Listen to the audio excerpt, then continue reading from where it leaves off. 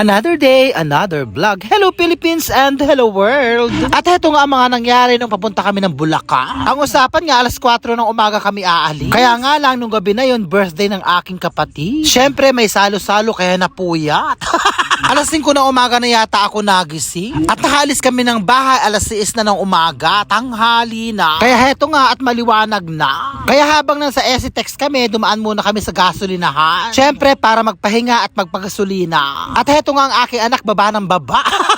At nahihilo nga yun kapag sa Montero sumakay. Hindi naman siya pwedeng sumakay sa kolong-kolong. Pagkatapos nga rumatsyada na kami after niya. Naku, ang anak ko hindi pwedeng hindi kumain. Nakakalok at nagugutom na nga daw siya. At huminto nga na naman kami dito para kumain ng aking anak. At syempre kakain na kaming lahat kasi nga hindi pa kami nag-uumagahan. At nagbabadali nga tanghali na. Sabi ko nga sa kanila, wag nila akong madaliin. Eh pagka nagkaganon, may iiwan na kami ni Maro. Alam niyo naman, napakadami ko pang ritual sa umaga.